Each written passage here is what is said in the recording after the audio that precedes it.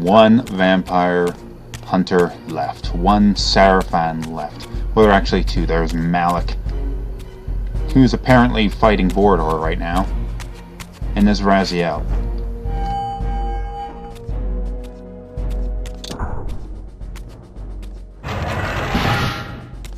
So, vampire, here we are. You've destroyed my brethren, and now you've come for me. You'll find I'm not such easy prey. I don't want to kill you, but I will if I must. Return the heart to me, and we can end this now. So, you've come to avenge that filthy parasite and reclaim his foul heart. You're a righteous fiend, aren't you? Apparently I am. No, vampire. This is where it ends. But you won't be leaving this room. Now, let's finish this. I'll make it mercifully quick. As you did for Janos? No, that beast had eluded us for far too long. It would have been a shame to end him too quickly. It's ironic, really. The great Janos Ordrin turned out to be no challenge at all. Thanks to you. Did you hear his cowardly screams when I tore that black heart out of his carcass? Okay, time to fight the Sarafan Raziel. This is kind of screwy because, I mean, literally is the same person, just killing his younger self. Of course, the younger Raziel doesn't know who the older Raziel is, and this point in after this event, with the death of the Sarafan Raziel, he had basically lost all memory of this, so it's not like the Wraith Raziel remembers this fight or anything like that. So it's almost like they're two different people, but they're really not. Wow, this guy was good. I wonder he killed a lot of vampires. I wonder what a fight against Malik would have been like in this game. Too bad they never explored that. Malik would, I guess, would have to win the fight, though, because you can't have him losing the fight. It would change history, wouldn't it? Not that changing history is something that they've been averting, or avoiding. Damn it! I'm sick of you! Die, you little chump!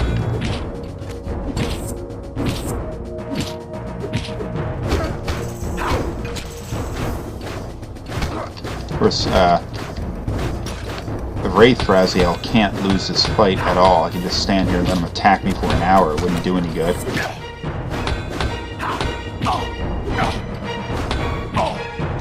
The attacks are quick and they tend to swipe, so it's hard to dodge his attacks, especially with my screwy control setup here. See, look at it. I dodged and he hit me anyway.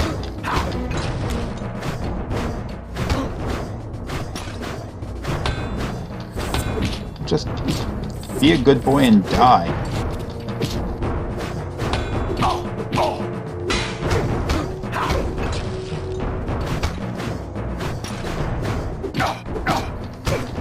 How is it that you're recovering from these attacks anyway? I mean, come on.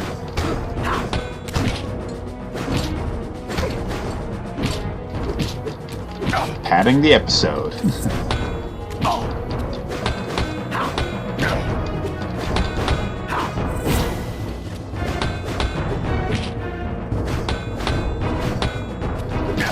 Ah, damn it.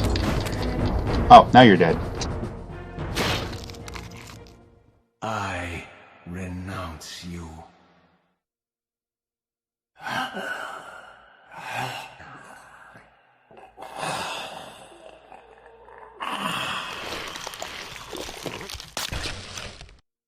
And so it ends. My history comes full circle.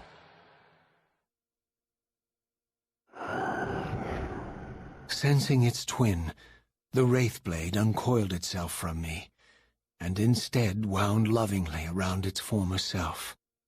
I felt its grip loosen, and as the blade left me, its absence chilled me more than its presence ever had. A foreboding sense of emptiness and loss stole over me. and a terrible revelation gathered like a storm at the edge of my awareness. With all other foes exhausted, the conjoined blades turned themselves on me, and I realized, finally, why I had sensed nothing when Janos offered me the blade. The Reaver was never forged to be a soul-stealing weapon. The ravenous, soul-devouring entity trapped in the blade was, and always had been, me. This is why the blade was destroyed when Cain tried to strike me down. The Reaver could not devour its own soul. The paradox shattered the blade. So, this was my terrible destiny. To play out this purgatorial cycle for all eternity. I could not bear it. Despair overwhelmed me. You.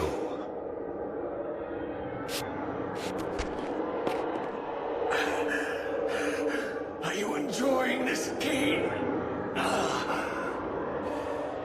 Don't fight it, Raziel. Give into it. Was this your destiny for me all along? Trust me. I felt myself weakening, unable to hold on any longer. The Reaver was too strong. The compulsion to simply let go, too great. And then, a growing sense of vertigo and the familiar displacement. The paradoxical moment when my twinned soul hovered both outside and inside the Reaver blade. This was the instant, the glimmer of temporal distortion Cain had been counting on all along. This was the edge of the coin, the minute flicker of probability upon which Cain had gambled everything.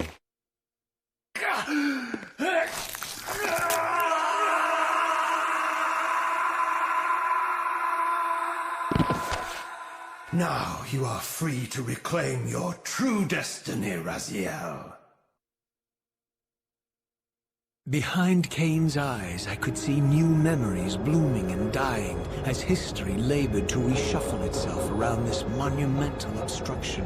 And I could see by the dawning horror on his face that perhaps we had strained history too far this time. That by trying to alter my fate, he may have introduced a fatal paradox. My God!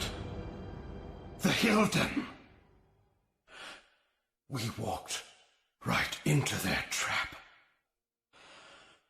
Raziel, Janos must stay dead. But Cain's warning was lost as I slipped into the spirit realm, too weak to maintain my physical form. And there, waiting for me as always, was the Reaver, the Wraithblade, my own soul, twinned and bound eternally to me. And I realized that I could never escape my terrible destiny. I had merely postponed it. History abhors a paradox. Well, there we have it. That was Legacy of Kain Soul Reaver 2, and it was, I guess, the third game in the series. Now, what we had just seen was friggin' mind-blowing. It was also very difficult to comprehend because a lot of information that we really need to figure out what was happening has not yet been revealed in the series. There are still 2 more games released as of now, which further elaborate on the events that was going on. But what is clear is that Cain attempted to change history. Now, all the little changes that they make in the past, whether using the Soul Reaver or not, have been fairly insignificant. But you get people like Mobius, who was able to create a rather significant change in history with the death of William the Just in the Vampire War. And Cain tried to sort of recreate that kind of change for himself, for his own purposes. And a lot of that had to do with the continued persistence of Raziel.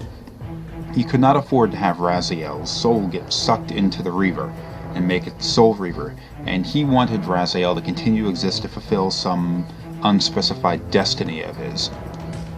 But unfortunately, things didn't work out quite as well as Cain had hoped. This mysterious Hilden that he referred to at the end had apparently been manipulating everything, pulling the strings of Cain and Raziel. Now, the Elder God was there trying to do his thing. Mobius was there trying to work for him and all that kind of stuff. But this new Hilden, they're working on their own, they're doing their own thing, and apparently Cain and Raziel fell right into their trap.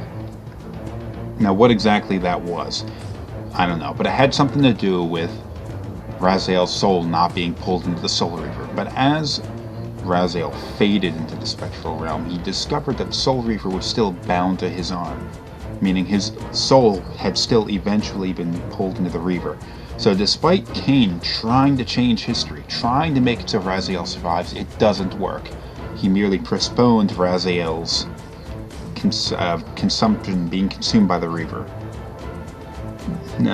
What effect that's eventually going to have, we don't know, but we do know that Raziel will eventually fall victim to the Soul Reaver, and the changing of the past has had rather significant changes on the path of history.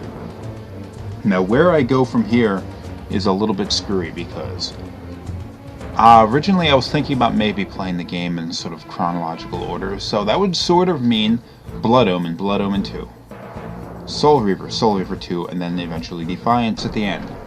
But that really hasn't worked out that way because of the rather non-sequential series of events that happened chronologically in this series.